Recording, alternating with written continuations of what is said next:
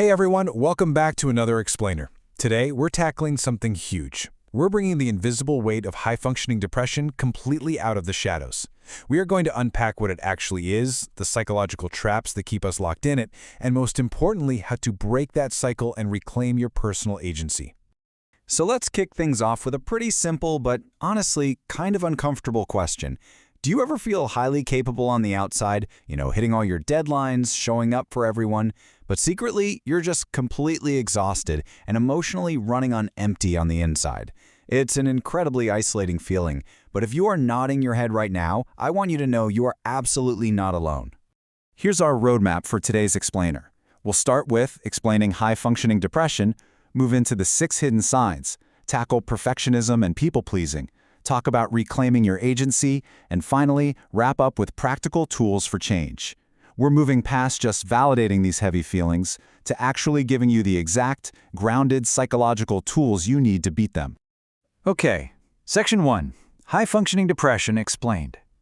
Let's actually give a proper medical name to this exhausting feeling so many of us quietly carry around with us every single day. Because, high-functioning depression isn't just some catchy internet buzzword. It's an actual clinical diagnosis called dysthymia. And look at the timeline here. It's wild. It's characterized by a low-grade depressed mood that just sort of hangs around like a dark cloud for at least 2 whole years. 2 years! It makes literally everything in your day-to-day life just a little bit harder. It's chronic and it's draining. It's honestly like a massive hidden iceberg. Unlike a major depressive episode where you might literally not be able to get out of bed, which is awful, with dysthymia, you can function perfectly fine on the outside. You go to work, you manage the house, you look totally fine to everyone around you. But beneath the surface, you are completely wiped out, frustrated, and just running on absolute fumes. Right, let's move into Section 2, the 6 hidden signs. Because this condition is so well hidden behind a mask of competence, it often goes completely untreated for years. Let's see what it actually looks like in real life. So here are the 6 primary signs you really need to watch out for. First off, you might start canceling plans and withdrawing from friends just because you have 0 extra energy left for socializing. Second, you might find yourself aggressively snapping at loved ones. Your patience is just totally gone. Third is constant fatigue, no matter how much you sleep. Fourth, you're struggling to concentrate, like reading the same email over and over.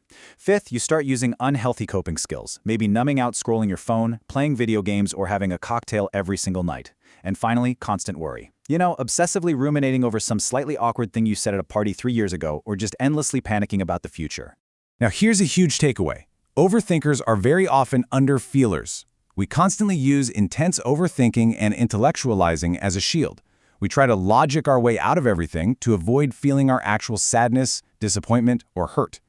Think about your energy battery. If you're putting 80% of your energy into just thinking and only 20% into actually feeling, well, that emotional exhaustion gets trapped right inside your body with nowhere to go. Okay, Section 3, perfectionism and people-pleasing. Now that we know the clinical signs of this low-grade depression, let's unpack 2 massive behavioral traps that keep us firmly stuck in this endless cycle of burnout. This quote right here totally flipped my perspective. We usually think of perfectionism as a positive trait, right? Like, oh, I just like things done perfectly. But perfectionism is actually crippling. Why? Because it means you are actively hunting for your own flaws. You are proactively searching for reasons why your work, your relationships, or your life just isn't good enough yet. And man, that is an exhausting way to live. And it gets worse when we pair that perfectionism with our next trap, people-pleasing. It creates this totally vicious cycle. We get so terrified of conflict, or so desperate to prove our worth to others, that we start fawning over them. We sacrifice our own basic needs and absolutely trample our own boundaries just to keep the peace and manage our own deep-rooted anxiety. So what does this actually look like out in the real world? Well, you might find yourself constantly over-apologizing when you've done nothing wrong, like literally saying sorry to a chair when you bump into it.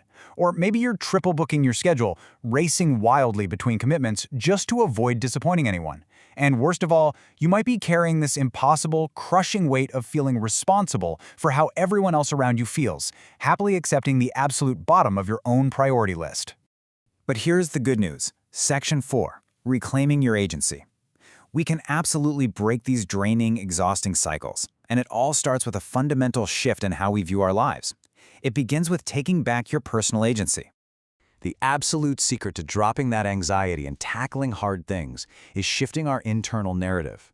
We have to move away from that completely disempowered feeling of, life is just happening to me, I have no choices, my schedule is totally out of my control. Instead, we need to intentionally step into the empowered realization of, I make choices every single day. I have agency over my time and my energy. You are in the driver's seat. And please, whatever you do, remember this. The indecision is the choice. If you avoid setting a boundary, or you put off a tough decision because you're paralyzed by the fear of messing up, guess what? You are still making a choice. The default path just gets chosen for you anyway. Every second you let fear hold you back from deciding, you're actively choosing the default. All right, on to Section 5, Practical Tools for Change. Now that we understand the mechanics of high-functioning depression and the traps we fall into, let's get into the exciting part. Here are some highly practical, totally actionable tools you can use starting right now to rewire these behaviors. Tool number 1 is the 5-minute rule. When you feel that heavy lack of motivation, when you literally can't find the energy to work out, clean the house, or tackle that one hard task, just commit to 5 minutes. That's it. Don't worry about a perfect 1-hour workout session. Just do 5 minutes to get your body moving. It's like physics, right? As Isaac Newton taught us, objects in motion stay in motion. The goal isn't necessarily to finish the entire task right then and there. The goal is just to defeat the inertia. Getting started is always the hardest part. So seriously, lower the bar and just start. Next up, we have bridge statements. If you're someone who constantly trash talks yourself, jumping straight to positive affirmations like, I am amazing and flawless, is going to feel like a total lie. Your brain will immediately reject that fake positivity. So instead, build a bridge. Notice the harsh thought, like, I'm not good enough. Then use a bridge. I am open to the possibility that I might not be terrible. See how that works? It gently opens the door to a neutral possibility, completely bypassing your brain's alarm bells and lets you actually move toward actionable reality. Now, what about when that intense people-pleasing panic hits? You know the feeling. You think a friend is mad at you, and you have this overwhelming urge to send a massive rambling apology text. Before you hit send in a panic, stop. Distract yourself. Actually walk away and go for a walk. Give your nervous system a chance to calm down. Once your heart stops racing, check the facts. Ask yourself, what actual, tangible proof do I have that they're mad? More often than not, you'll realize there are no facts at all. It's just your anxiety talking. And look, as you reclaim your agency, you're going to have to set some firm boundaries. To do that, you really need to understand the difference between something being inconvenient and something being uncomfortable. All good relationships require inconvenient effort, like, say, picking up a friend from the airport at 5 a.m., but you can still do that with joy. However, if an interaction cannot be done with joy, or if you're constantly enduring toxic, draining conversations, that is uncomfortable. And uncomfortable situations absolutely always require a firm boundary. So to wrap up this explainer, I want to leave you with a question. If indecision is still a choice, what are you choosing by doing nothing? Look at your life right now.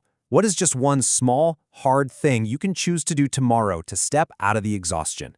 Maybe it's practicing a bridge statement. Maybe it's setting a 5-minute timer to beat that inertia. Or maybe it's just resisting the urge to apologize for simply taking up space. Take that one step out of the burnout and into the life you actually want to be living. You've got the agency. Thanks so much for hanging out with me, and I'll catch you in the next explainer.